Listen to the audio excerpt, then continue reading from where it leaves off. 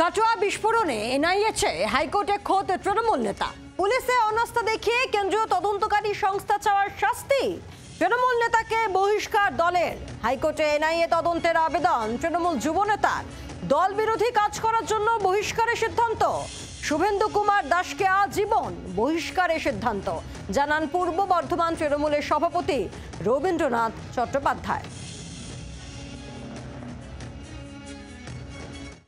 আমার কাছে আগে এলাকার মানুষের নিরাপত্তা এবং এলাকার মানুষ যাতে শান্তিতে থাকতে পারে সেই জন্য করেছি।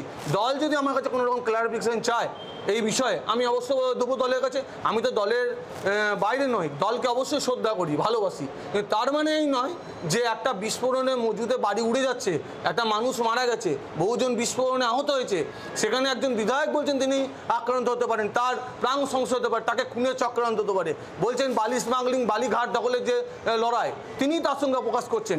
আমি তার বক্তব্যটাই গুরুত্ব দিয়ে যাতে বিচার করা হয় মহামান্য আদালতের কাছে এবং এনআইএ তদন্ত করে সঠিক তদন্তটা উঠে আসুক, এটা আমি চেয়েছি।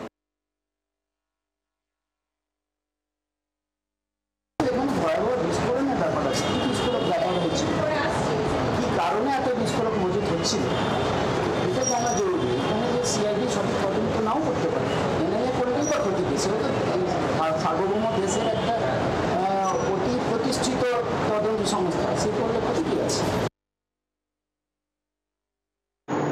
পূর্ব বর্ধমান জেলা তৃণমূল যুব কংগ্রেসের সহসভাপতি, কাটোয়া বিধানসভার অন্তর্গত দাঁইহাটের বাসিন্দা শ্রী শুভেন্দু কুমার দাস ওরফে সুমনকে দল বিরোধী কার্যকলাপের জন্য আজীবন দল থেকে বহিষ্কার করা হলো।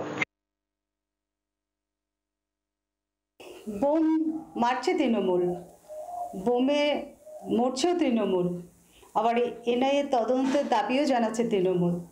তো এটা একটা সত্যি মজার ব্যাপার। তো আমরা প্রথম থেকে বলে এসেছি গোষ্ঠীদ্বন্দ্ব, এখনও বলছি গোষ্ঠীদ্বন্দ্ব। আর যেখানে পূর্ব বর্ধমানের শাসক শ্রেণীর যে বিধায়ক আছে তার কাছে খবর আছে তাকে মারার জন্য, তাহলে প্রশাসনের কাছে কোনো খবর নেই, তাহলে প্রশাসন ব্যর্থ। পশ্চিমবঙ্গে পুলিশ প্রশাসন পুরোটাই ব্যর্থ, মানে বাধ্য হয়ে তারা এনআইএর দাবি জানাচ্ছে। গোষ্ঠীদ্বন্দ্ব, এবার কোন পক্ষ কি করেছে সেটা জানার কৌতূহল আছে, আগ্রহ আছে। বাংলার আওয়াজ, বাঙালির আবেগ, জি 24 ঘন্টা।